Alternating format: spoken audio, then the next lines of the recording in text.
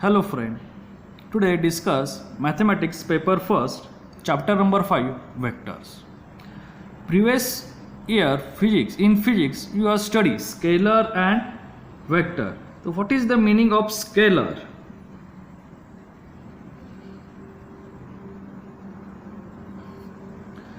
Scalar means the quantity which can completely describe by magnitude. आपण simple लँग्वेजमध्ये लिहू, quantity is depends by magnitude. And second vectors. Vectors quantity. What is the meaning of vector quantity? A quantity which needs to describe by magnitude with directions. Means quantity is depends by magnitude and directions. आता इथे जे दोन words आलेत, मॅग्निट्यूड्स and directions.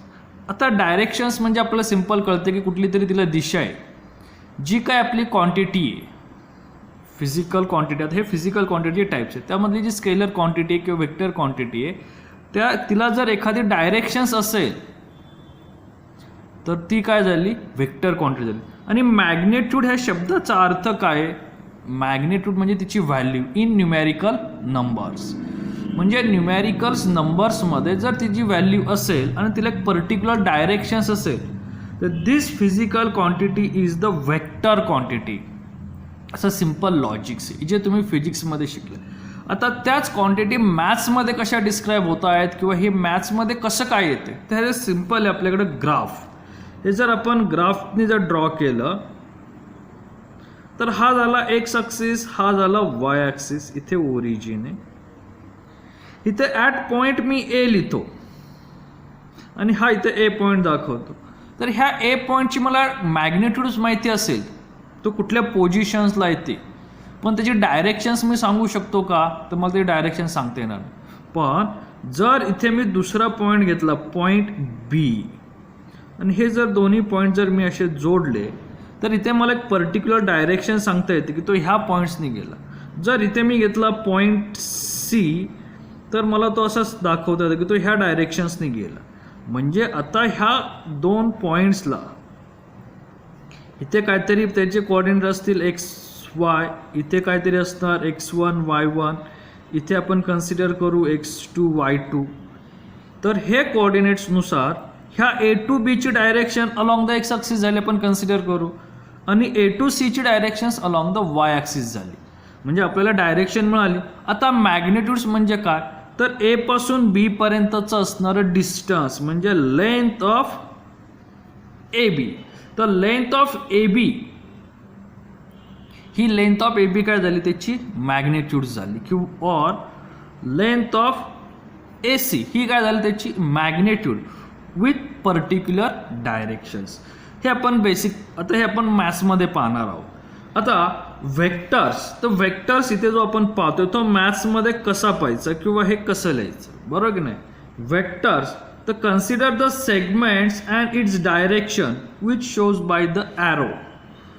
तर ए B बार, ह्याला बार म्हणतात. हा जो दिसतो ना नोटेशन्स, हा काय बार, तो काय दाखवतो? जर एखाद्या पॉईंटच्या वरती जर आपण असा बार दाखवला तर ह्याला एक पर्टिक्युलर डायरेक्शन्स आहे. जर हा बार नसेल तर ते फक्त आपल्याला मॅग्निट्यूड्स रिप्रेझेंट्स करतं. तर हे काय झालं आपलं, त्याचं असलेलं बार, आणि आपण म्हणताना काय होणार, ए बी बार द डायरेक्शन्स. आता त्याची डायरेक्शन्स काय आहे? ए बी बार असेल तर ती डायरेक्शन्स येते ए टू बी, ए कडून बी कडे. आता जर आपण दुसरं लिहिलं बी ए बार, तर ह्याची आता डायरेक्शन्स काय येणार आहे? डायरेक्शन्स इज बी टू ए. हा बी कडून ए कडे चाललाय, हा ए कडून बी कडे चालला. तर जो फर्स्ट असतो तो तिथून म्हणजे तिथून स्टार्ट होतो, फ्रॉम टू सेकंडकडे 2 कडे जाणार. आणि हा जो वरचा दाखवतो तो काय झाला, bar is the vector. Vector quantity असेल तर त्याच्या डोक्यावरती असं हे चिन्ह दाखवावंच लागतं, अन्यथा त्याला व्हेक्टर क्वांटिटी म्हणता येत नाही. आता ह्या व्हेक्टर क्वांटिटीची हे झालं डायरेक्शन्स. आता दुसरं वर्ड आहे आपल्याकडे मॅग्नेट्यूड. मग हे मॅग्नेट्यूड हे कशाशी रिलेटेड आहे तर आपण सांगितलं ते लेंथशी, बरोबर की नाही. मॅग्नेट्यूड म्हणजे लेंथ. आणि ते मॅग्नेट्यूड ऑफ व्हेक्टर कसं दाखवणार आहे आपण, mod A B bar is equal to length of A B. आणि इथे आता मॉड का दाखवतोय आपण, mod means positive sign. Mod म्हणजे काय असतं, पॉझिटिव्ह. कारण लेंथ ही कधीच निगेटिव्हमध्ये नसते, ते 0 असेल किंवा पॉझिटिव्ह असेल. लेंथ हाईट ही काय असते, नेहमी पॉझिटिव्हमध्ये असते. मग ह्या काय झालं आपलं मॉड ए बी. हा मॉड म्हणजे त्याची असलेली व्हॅल्यू. आणि ह्याचे जे मॅग्नेट्यूड्स ऑफ व्हेक्टर्स आहेत, आता हे जे मॅग्नेट्यूड्स आपण दाखवणार आहोत ते गेल्या वर्षी तुम्ही रिझॉल्युशन्स ऑफ व्हेक्टर्स पाहिले असेल किंवा युनिट्स व्हेक्टर्स पाहिले असेल, त्याच्याशी रिलेटेड असेल. आता आपण सिम्पल टाईप्स ऑफ व्हेक्टर पाहू. आता टाईप्स ऑफ व्हेक्टर हे सुद्धा आपल्या गेल्या वर्षी फिजिक्समध्येच झालेलं आहे. तर जे काय बेसिक कॉमन टाईप्स आहेत जे आपल्याला इथे मॅथ्समध्ये लागणार तेच आपण टाईप्स घेणार. आता टाईप्स ऑफ व्हेक्टर, फर्स्ट आहे झिरो व्हेक्टर. नावातच आहे, a vector whose initial and terminal points coincide is called as a zero vectors or null vectors. Or second definition, the magnitudes of vectors is 0. जर एखाद्या वेक्टरचं जर magnitude 0 असेल तर त्या वेक्टर्सला आपण काय म्हणणार, नल वेक्टर्स. म्हणजे नुसताच पॉइंट असेल तर त्याला मॅग्नेट्यूड काय असणार आहे का, किंवा ओरिजिन पैसे असेल तर त्याचं काय झालेलं आहे, इज मॅग्नेट्यूड इज 0 और नल वेक्टर. त्याला डायरेक्शन्स आहे, म्हणजे हा पॉइंट आहे पण त्याला मॅग्नेट्यूड्स नाही आहे, त्यावेळेस त्याला आपण काय म्हणणार आहे, नल वेक्टर्स. दुसरं आहे युनिट वेक्टर्स. आता unit means 1. A vector whose magnitude is unity और 1. ज्या वेक्टर क्वांटिटीचं मॅग्नेट्यूड्स 1 आहे त्याला आपण काय म्हणतो, units vectors. And unit vectors are denoted by cap. Means here symbolic A cap. तर ते कशाने दाखवतो आपण, कॅपने. कॅप ह्या शब्दाचा अर्थ आहे युनिट्स वेक्टर, म्हणजे त्या वेक्टरची व्हॅल्यू काय 1 आहे. ए कॅप म्हणजे ए तुमचं काहीतरी पॉईंट्स असेल, त्याला बार दिला तर तो वेक्टर्समध्ये जाईल, मग त्याला काहीतरी वेगळा मॅग्नेट्यूड असेल. पण जर त्याला मी कॅप दाखवली तर याचा अर्थ त्याचे जे कोऑर्डिनेट्सचं रिलेशन्स काय येते ते 1 येत आहे, म्हणजे तो काय झाला आपला युनिट कॅप. किंवा त्याला हॅट सुद्धा म्हणतात, पण आपण शक्यतो सोपा शब्द यूज करू, cap is the unit cap. आणि त्याचं असलेलं मॅग्नेट्यूड्स काय येतं आहे, 1 येतं. थर्ड आहे co-initial and co-terminals vectors.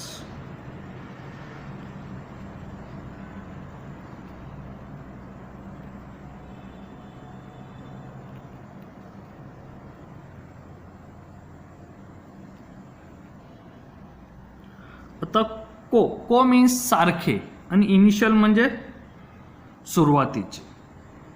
इथे को म्हणजे सारखे आणि टर्मिनल्स म्हणजे शेवटचे. समजा इथे मी असे 2 वेक्टर ड्रॉ केले,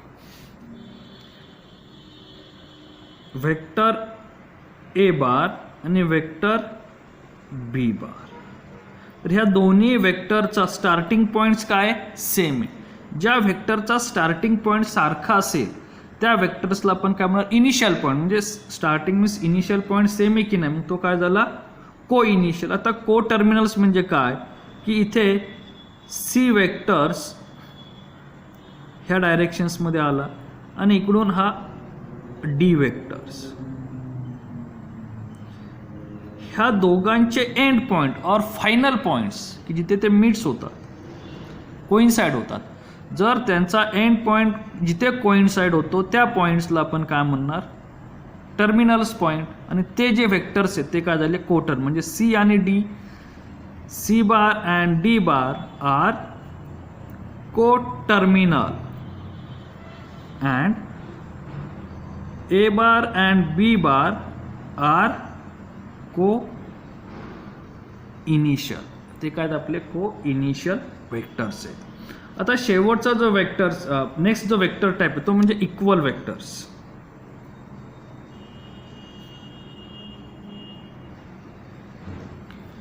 इक्वल वेक्टर्स नावातच आहेत, म्हणजे ज्या वेक्टरची डायरेक्शन्स आणि मॅग्नेट्यूड सारखी आहे, ज्या वेक्टरची मॅग्नेट्यूड्स आणि डायरेक्शन्स काय आहेत सारखी आहेत, त्या वेक्टर्सला आपण काय म्हणतो equal vectors. Means here consider हे दोन वेक्टर्स आहेत, ए बार आणि हा दुसरा बी बार. ह्या दोघांची डायरेक्शन सारखी आहे. Means A bar is equal to B bar and mod of A bar means magnitude is equal to mod of B bar. म्हणजे ज्यांची डायरेक्शन्स आणि मॅग्नेट्यूड सारखे त्यांना पण काय इक्वल, नावातच इक्वल मीन्स सारखे vectors. Is that clear? Next negative vectors.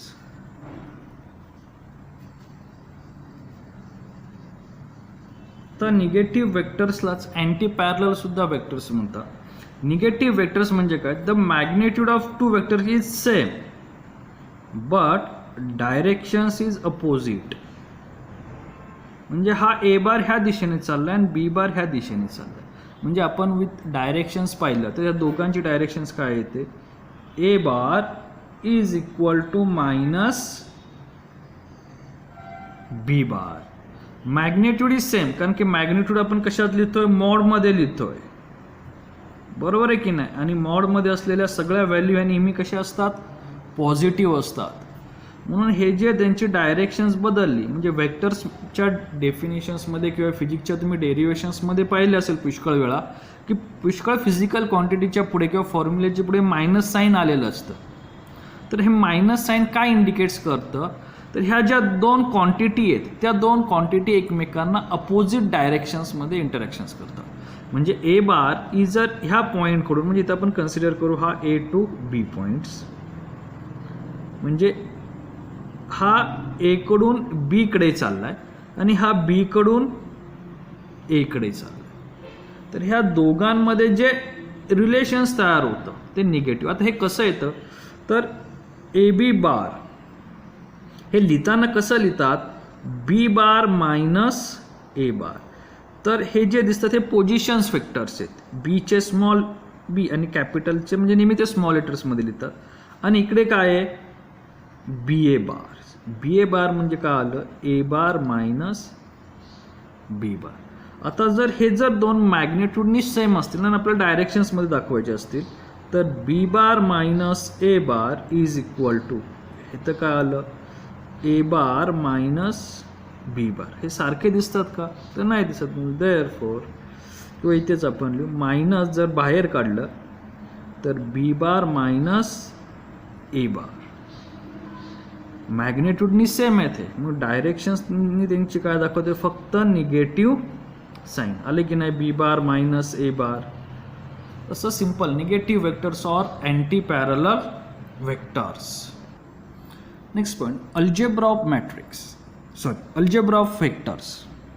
आता अल्जेब्रा ऑफ वेक्टर्स म्हणजे मॅथमॅटिकल्स रूल्स, जे मॅथ्समध्ये आपण ॲडिशन, सबट्रॅक्शन्स, मल्टिप्लिकेशन्स किंवा डिव्हिजन्स हे रूल जे अप्लाय करतो ते रूल्स वेक्टर्स ही प्रॉपर्टी अप्लाय करत, means does not obeys the law of algebra. म्हणजे ॲडिशन्स असेल, सबट्रॅक्शन्स असेल, हे लॉ वेक्टर्सवरती अप्लाय होत नाही, कारण vectors it is the depends by the magnitudes and directions. मग ही जी डायरेक्शन्स आहे ती ही इम्पॉर्टन्स आहे. म्हणजे सिम्पल जर आपण फिजिक्सच्या लँग्वेजमध्ये जर ॲन्सर पाहिलं, जर तुम्हाला ह्या डायरेक्शन्समध्ये फोर्स अप्लाय केला आणि ह्या डायरेक्शन्समध्ये फोर्स ह्या ऑब्जेक्टवरती जर अप्लाय केला आपण आणि दोन्ही फोर्स सारखा आहे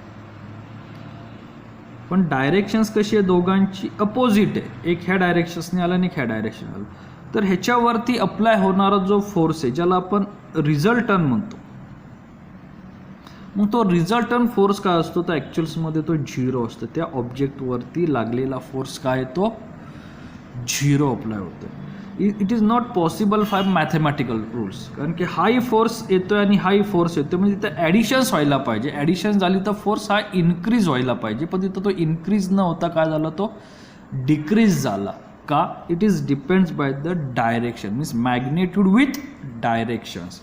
तर हे रूल्स फॉलो करत नाही. तर तिथं आपण जे त्याचे रूल्स आहेत ते पाहणार आहोत, म्हणजे ते कशा प्रकारे फॉलो करतो. तर फर्स्ट घेतोय आपण स्केलर मल्टिप्लिकेशन्स.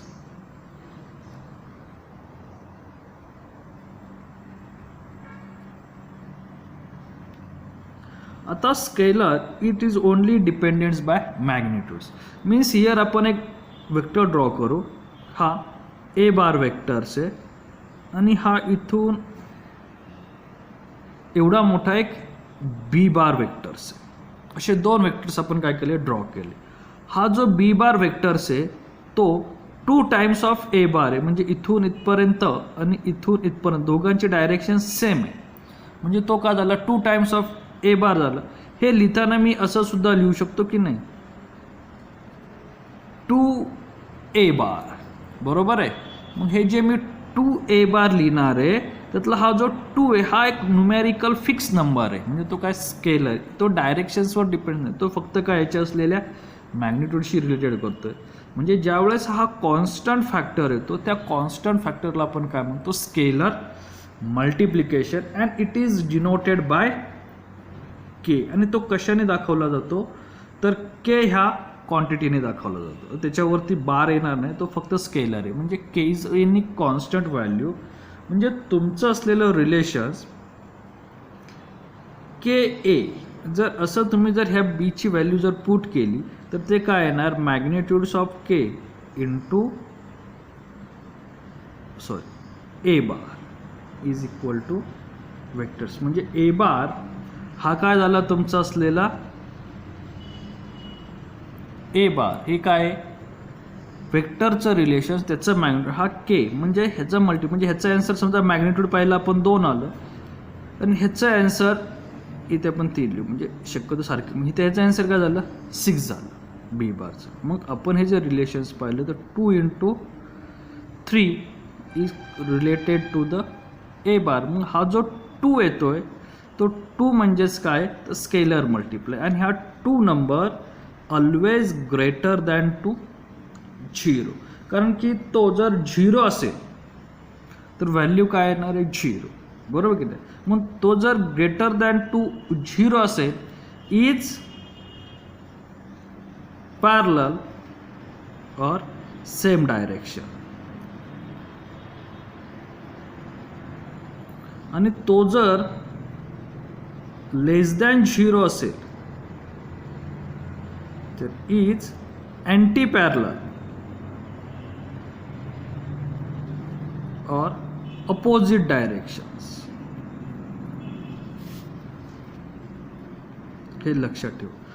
आपल्याला के म्हणजे काय फक्त मल्टिपल फॅक्टर आहे स्केलर. जर डायरेक्शन सेम असेल म्हणजे पॉझिटिव्ह असेल सेम डायरेक्शन्स, निगेटिव्ह असेल तर अपोजिट डायरेक्शन, जे आपण मगाशी आत्ताच पाहिलेले. त्याच्यानंतर पुढचं इम्पॉर्टन्स आहे ते म्हणजे additions rules and subtractions rule, की जे आपण ह्या चॅप्टर्समध्ये मॅक्झिमम यूज करणार आहोत. Next additions of 2 vectors. Consider करू here A bar and B bar are 2 vectors, आणि त्या 2 वेक्टरची आपल्याला काय करायची ॲडिशन्स मॅथ्समध्ये आणि फिजिक्समध्ये त्याला आपण रिझल्टन्स म्हणतो. मग ॲडिशन्स करतो म्हणजे सिम्पल रूल्स आपण यूज करणार ए बार प्लस बी बार. मग त्यांची ॲडिशन्स करायच्या डिफरंट टाईप्स आहेत. हा basically simple mathematical rules apply करत नाही, म्हणजे ह्या वेक्टरची व्हॅल्यू 3 असेल ह्या वेक्टरची व्हॅल्यू 2 असेल म्हणजे 3 + 2 = 5 इज नॉट अ पॉसिबल, कारण की हा मॅथमॅटिक्सचे रूल्स फॉलो करत नाही. अल्जेब्रिक जे काय आपले रूल्स आहेत ते, मग ह्याचे वेगळे रूल्स येतात जे आपण गेल्या वर्षी फिजिक्समध्ये पाहिलेले. त्यातला फर्स्ट आहे law of parallelogram. Parallelogram law.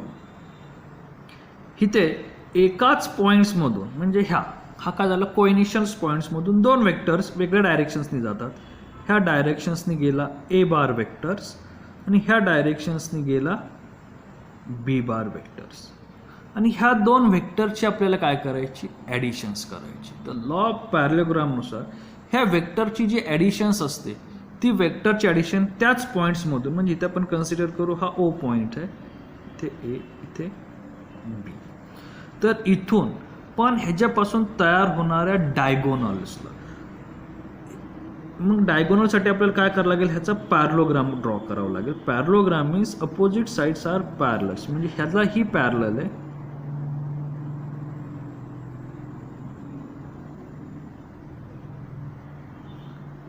इथे आपण देऊ सी पॉइंट्स. तर ओ ए पॅरलल बी सी, पॅरलल आहे आणि सेम टाईप, तर ह्याचं मॅग्निट्यूड्स काय आलं, ए बार. आणि ओ बी पॅरलल ए सी, त्याचं मॅग्निट्यूड काय आलं, बी बार. आपण इक्वल्स वेक्टर्स पाहिलेले आहेत आणि त्यांचा जो रिझल्टंट तयार होतो किंवा ॲडिशन्स तयार होते तो काय असतो, हा मिडलचा म्हणजे डायगोनलचा पॉईंट्स तयार होणार. आणि त्या जो डायगोनलचा जो पॉईंट्स आहे त्याला कन्सिडर करू आपण सी बार. मग हा जो डायगोनलचा पॉईंट्स आहे त्याचे असलेले मॅग्निट्यूड्स काय असतील किंवा ते रिलेशन्स काय फॉलो करतं, तर ओ ए आणि ए सी ह्या वेक्टर्स हे एकाच पाथमध्ये आहेत, म्हणजे एकाच पॉईंट्समधून इकडून असे असेल तरच त्यांची काय होणार, additions A bar plus B bar means C bar is equal to A bar plus B bar. कधी, हे all 3 points starting at 1 points किंवा co-initial points and vectors A bar and B bar in same path and resultant vector किंवा additional vector is the opposite path. म्हणजे ह्या दोघं, ह्याचा path असा आहे, ह्याचा पाथ असा आहे, तर हा फिरून असा यायला पाहिजे की नाही, तो तसा न येता काय झालं, हा ह्या डायरेक्शन्समध्ये पाथ गेला आहे. तुम्ही इकडून जरी नेला तरी हा बी बार झाला, हा ए बार झाला, म्हणजे इथे काय लिहिता येईल, C bar is equal to B bar plus A bar. हीच व्हॅल्यू येणार आहे की नाही. तर ह्यांची आपण काय करतो, simple relations is called as the additional of 2 vectors bye parallelogram. आता याच्या नावात पॅरलल असलेला स्क्वेअर. मग पॅरलोग्राम म्हणजेच काय येतो, तर पॅरलल असलेला, आता ह्याचा आपण डायरेक्शन डिफरंट दाखवली म्हणून. आता तुम्ही जर 90 डिग्रीजमध्ये घेतला असता हा रेक्टँगल झाला असता, सगळ्या साईड एकसारख्या घेतल्या असत्या तर हा स्क्वेअर झाला असता, बरोबर आहे की नाही. किंवा साईड सारख्या असत्या आणि पॅरलल असते तर हा रॅम्बस झाला असता. हे सगळेच्या सगळे कसे आहेत, पॅरलोग्राम, की ज्यांचे अपोजिट साईड पॅरलल्स आहेत, अशा वेक्टरचं हे सिम्पल रिलेशन्स आहे. आता जर गेल्या वर्षीच आपण दुसरा एक लॉ पाहिला होता, तो म्हणजे triangle law of vector additions. आता ट्रायंगल लॉ सुद्धा काय, it is depends by law of parallelogram, पण इथं सिम्पल तो ट्रायंगलशी फॉलो करतो. इथे असलेले दोन्ही वेक्टर्स हे 2 वेगळ्या पॉईंट्समधून स्टार्ट होतात इन सेम डायरेक्शन. कन्सिडर करू, इथे हा ए टू बी पॉईंट्स आहे आणि त्याचं असलेलं वेक्टर्स ए बार, आणि दुसरा बी कडून सी कडे तो काय, बी बार.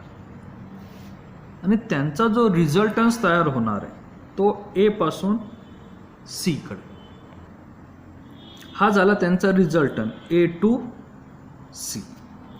म्हणजे जसं इथे आपण सांगितलेलं ओ टू ए आणि ए टू सी हे जसं एकाच पाथमध्ये जातात, तसं ट्रायंगल्समध्ये आता हा ट्रायंगल झाला ए टू बी आणि बी टू सी, तर ए बार आणि बी बार हे एकाच पाथमध्ये जातात. म्हणजे एका डायरेक्शन्समध्ये म्हणत नाही, एका अशा लाईन्समध्ये 1 पाथ म्हणू आपण, किंवा एका सिक्वेन्सने जातात.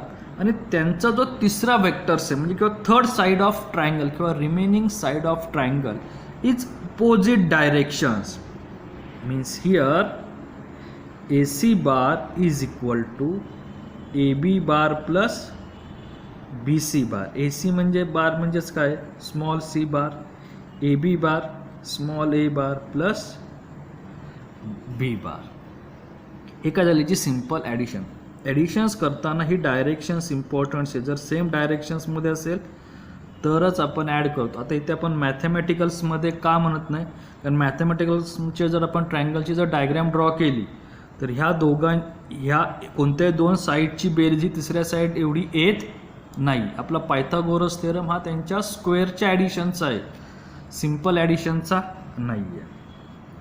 आता थर्ड आहे सबट्रॅक्शन्स ऑफ टू वेक्टर्स.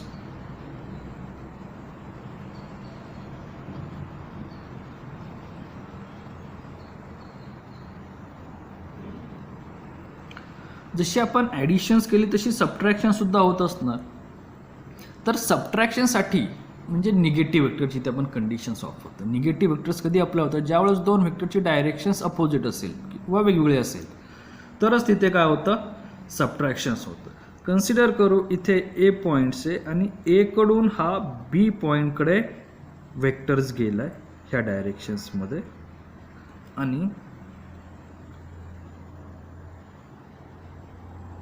हा सी पॉईंट आहे आणि सीचा पण कुठे आलाय, बी कडेच आलाय. तर या इथे बरोबर आहे की नाही, या इथे असलेले दोन्ही वेक्टर्स कसे आहेत, एकाच पॉईंट्समध्ये आलेत, म्हणजे ए टू बी आणि सी टू बी, म्हणजे ह्यांचा पाथ सेम नाही आणि ह्यांचा आपल्याला काय काढायचं, रिझल्टंट काढायचं. आता मी कन्सिडर आधी वेक्टरच्या प्रमाणेच घेऊ आणि हा जो दुसरा पॉईंट्स आहे तो इथून इथे गेलेला आहे. ह्याला हा झाला आपला ए बार, हा झाला बी बार, हा झाला C bar. Using the additions फॉर्म्युल्यानुसार जर A C bar plus C B bar is equal to A B bar, कारण ह्या दोन वेक्टरची डायरेक्शन्स कशी आहे, सेम आहे. आपण दोन्ही मेथड्सनी पाहणार आहोत. A C bar plus B C bar is equal to, इथे सी बी लिहावं लागेल कारण की तो सी कडून बी कडे आलाय. सी बी बार म्हणजे C bar plus B bar is equal to A bar. Means therefore इथे ए आणि बी बार ह्या पॉईंट्सला काय होतात, एकत्र येतात की नाही. Therefore C bar is equal to A bar minus B bar. तर आपण सिंपल ॲडिशनच्याच लॉनी हे काय केलं, सॉल्व केलेलं. पण सबट्रॅक्शन म्हणजे ज्यावेळेस दोन वेक्टर एकाच पॉईंट्सला येतील त्यावेळेस त्या वेक्टर्समध्ये काय होणार आहे, सबट्रॅक्शन्स होणार is related to the third sides or resultant sides. आता हेच डेरिवेशन जर आपण दुसऱ्या फॉर्ममध्ये जर पाहिलं, सिंपल फॉर्ममध्ये आपण घेऊ. आता इथे हा ए बी आणि हा इथे सी, ए बी आणि बी सी हा सेम पाथमध्ये, म्हणजे ए सी काय झालं, ए बार प्लस बी बार ॲडिशन्स, आणि हा बीला काय इकडे अपोजिट पाथमध्ये, मग तो काय झाला मायनस बी बार. कन्सिडर ह्याची सुद्धा डायरेक्शन्स कशी आहे, ह्याच डायरेक्शन्सने गेलं आहे. म्हणजे ए टू इथं असलेला कन्सिडर डी पॉईंट हा काय आला, ए बार ॲडिशन्स, पण ह्याचे वेक्टर काय आहेत, मायनस बी बार, म्हणजेच ए बार मायनस बी बार. का झालं हे, सेम तोच रूल्स आपण इथे अप्लाय करतो. हा आपण सिंपल बेसिक गेल्या वर्षी फिजिक्समध्ये पाहिलेला रूल्स होता. तर आता हे जे आता आपण टाईप्स पाहिलेत किंवा रिलेशन्स पाहिले त्याच्यावरती आपण एक छोटेसे एक्झाम्पल घेऊ. आपल्याला सिंपल एक्झाम्पल सॉल्व करून दिले. इन द डायग्रॅम, ही आपल्याला डायग्रॅम दिली, त्यात के एल बार हा के पासून एल कडे काय ए बार, ज्या डायरेक्शन दाखवते आपण रो दाखवलं. L N B bar, N M C bar त्याची डायरेक्शन सी आहे. के टी तो काय डी बार, आणि आपल्याला find of terms of A bar B bar C bar and D bar, ह्याच्यामध्ये ती टर्म आपल्याला काय करायची, फाइंड आउट करायची. फर्स्ट दिले आपल्याला यल टी, हा यल टी आपल्याला फाइंड आउट करायचं. तर यल टीसाठी एकूण दोन ट्रायंगल तयार होतात, एक के यल टी आणि दुसरा यल एन टी. तर कोणत्या वेक्टर्स फाइंड आउट करायसाठी आपल्याला कमीत कमी दोन वेक्टर्स हवे असतात. तर ह्या ट्रायंगल्समध्ये एकच वेक्टर्स आहे आणि इथे दोन वेक्टर्स आहे. तर इथं आपण के यल टी हा ट्रायंगल्स काय करू यूज करू. First example triangle KLT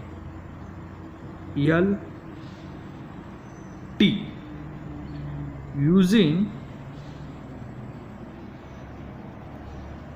triangle law. जर इथे मी ट्रायंगल लॉ जर यूज केला तर ट्रायंगल लॉ काय म्हणतोय, तुमचा के पासून एल कडे आणि एल पासून टी कडे मला काय काढायचं आहे, एल टी हा वेक्टर काढायचा आहे की नाही. हे दोन्ही काय सेम पाथमध्ये, आणि तिसरे जो वेक्टर्स आहे के टू टी हा काय अपोजिट डायरेक्शन्समध्ये ॲट टी पॉईंट्स. म्हणजे माझा लॉ काय तयार होतोय, K T bar is equal to K L bar plus L T bar. इकडे आपण इथं के एल टी हा ट्रायंगल घेतोय, मला एल टी काढायचं आहे, म्हणजे मला इकडून इकडे यायचं आहे. मग इथून इकडे आलेली वेक्टर्स कोणती आहे, के एल आणि एल टी ह्या दोघांची ॲडिशन्स होणार, कारण दोन्ही सेम पाथमध्ये. आणि third sides and remaining sides of triangle ही काय त्याची रिझल्टन्स आहे. Means therefore L T bar is equal to K T bar minus K L bar. K T bar काय आहे, D bar minus K L bar काय आहे, A bar. म्हणजे तुमचा एल टी बार काय आला, D bar minus A bar. आता पुढे काय दिले आपल्याला, के एम, म्हणजे हा वेक्टर्स काढायचा आहे. आता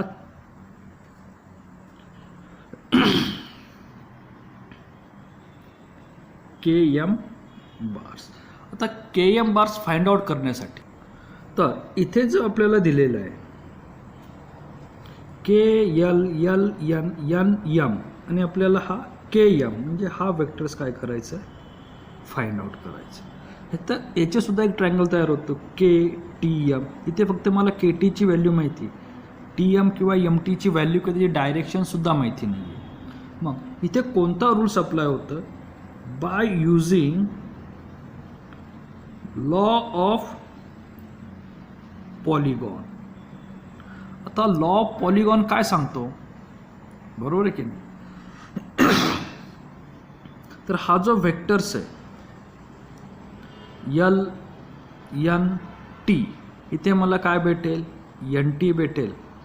एन टीवरून मला काय भेटेल, सी माहिती आहे, टी एम भेटेल, आणि टी एमवरून के एम. हा ट्रायंगल लॉला ॲड करत तयार केलेला लॉ ऑफ पॉलिगॉन आहे, किंवा second condition. Law of triangle law सारखे पण नंबर ऑफ साईड असेल, म्हणजे 3 और ग्रेटर दॅन साईड असेल तर पॉलिगॉन तयार होतो.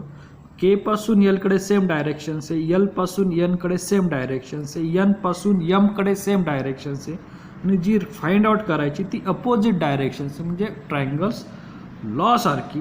त्यावेळेस सिंपल रूल तयार होतो, के एम बार जर सेम डायरेक्शन्सने असेल तर त्या सगळ्या वेक्टरची K L plus L N plus N M is equal to K M.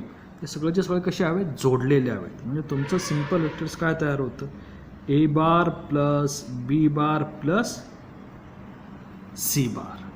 Is that clear. हे एक मेथड्स, ही सर्वात सिंपल मेथड्स आहे. आता आपण ट्रायंगल लॉचा विचार करू. एल टी एन, बरोबर, हे आपलं काय फाइंड आउट. आणि मला काय काढायचं आहे, टी एन काढायचं. टी एन काय येणार आहे, आता तुम्ही इथे लिहितो थोडा, B bar minus D bar plus A bar. म्हणजे तो काय आला आपला, टी एन आला. के टी ह्या डायरेक्शन्समध्ये, बरोबर आहे. के टी बार्स काय येतोय, T N plus N C. तिथेही लिहिता यायचं नाही, मी इथे खाली लिहितो, C bar plus B bar minus D bar plus A bar. आता मला फाइंड आउट काय करायचं आहे, K M. K M plus M T is equal to K T. म्हणजे K M is equal to K T minus M T, बरोबर की नाही. मग ह्यातून जर के टी जर मायनस केला ह्या वेक्टरसाठी C bar plus B bar minus D bar plus A bar plus K T म्हणजे D bar minus plus cancel होतं, काय राहिलं ए bar B bar and C बार जे आपल्या इथे सुद्धा आलं. तुम्ही ह्या पोझिशन्सनी सुद्धा इक्वेशन्स काय करू शकता, फाइंड आउट्स करू शकता. आता जे आपल्याला थर्ड विचारले ते थर्ड काय टी एन की जे आपण ऑलरेडी काढलेलं आहे A bar plus B bar minus D bar. तर आपलं टी एन काय येणार आहे, T N bar is equal to